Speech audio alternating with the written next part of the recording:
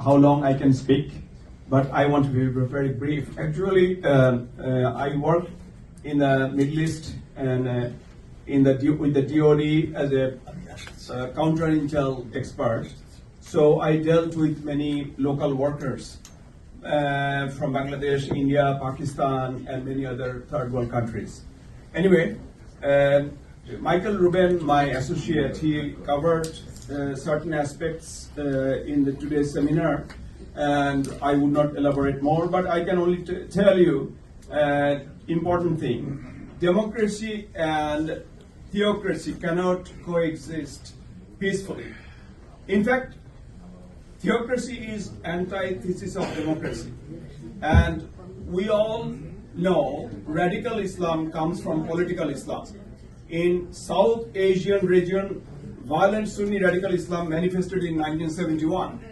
And apparently now the so-called moderate Muslim party, Jamaat Islami, which was announced by at least 2 US ambassadors in Bangladesh, I think Harry Thomas and Marian Peters, both of them termed Jamaat Islam as a peaceful moderate party, which is not.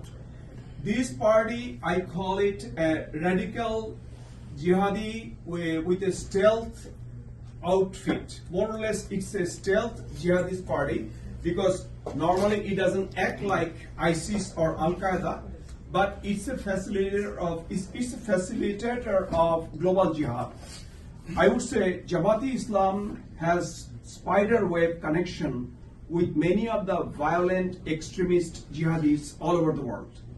If we go back even to Bangladesh theater, you will see Ansarullah Bangla team, which was our subject matter in the Middle East, where I worked with the DoD. Ansarullah Bangla team, then JMB, New JMB, those were my subject matter. That means American Department of Defense that time were researching on these violent Islamist groups. Unfortunately, now State Department officials cannot see it that way. They think that Jamaat Islami will bring peace, liberty, and democracy in this overly populated country. It will not happen so.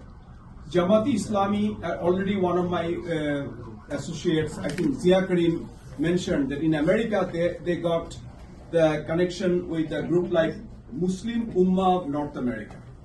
Not only that, unfortunately, Islamic Circle of North America, ICNA, Islamic Society of North America, these or even CARE, if you go down the street of more researching, you will see ICNA, ISNA, CARE, they are all tied to Jamaat. In this building, 15 years ago maybe, there was a conference, and many of those outfits that Western bound, I can say US-based Islamic organizations, they were voicing against the war crime trial in Bangladesh.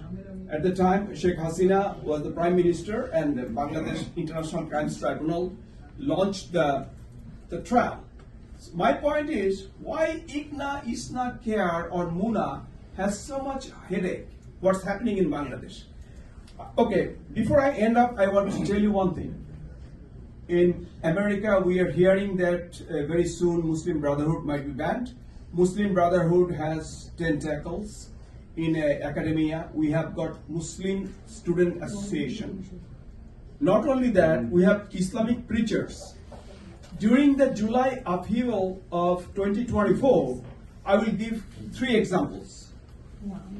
Omar Suleiman, Palestinian American living in Dallas, Texas, apparently a peaceful preacher, preaching Islamic ideology. He doesn't have any problem with the Iranian regime's atrocity against the people. He never voiced anything.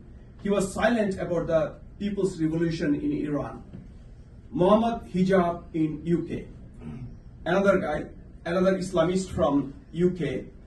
And not only that, Mr. Tanvir Chaudhry, Al Jazeera. Al Jazeera is the mouthpiece of Qatari royal family. We know Al Jazeera is an Islamist entity. This Mr. Tanvir Chaudhry on his Facebook page in July, he reposted a statement by Sergi Salam, where Sergi Salam basically asking rank and file of the army to revolt against the army officers. My point, million-dollar question is, Omar Sulaiman, the Islamic preacher in Dallas, in his statement in July, he was asking for quote-unquote ouster of fascist Hasina. Why Mohammed Hijab of England was so much worried about Sheikh Hasina? The point is simple. Global Islamists / jihadists had one motive: to kick out the Awami League-led government. Why? Is it because of Salman F. Rahman's loan defaulting? Is it because of MS Alam's money laundering or whatever million of dollars? No. This type of corruption in many societies we see, it's very common. In many dictatorships in Middle East we see this is nothing. No, the Islamists were upset because Sheikh Hasina dared to prosecute Jamaati war criminals. So Sheikh Hasina, not only the war crime trial, Sheikh Hasina also combated the JMB Ansarullah Bangla team. So what we can see? We can see the spider web. So unfortunately, many Western analysts don't see that there was a bigger conspiracy by the global jihadists to topple Sheikh Hasina-led government. Here I end my comments. Thank you. Thank you, Mr. Jamal Hasan. Jamal Bhai, before let you go, because he mentioned one of the names that he forgot to mention is Yasir Qadr.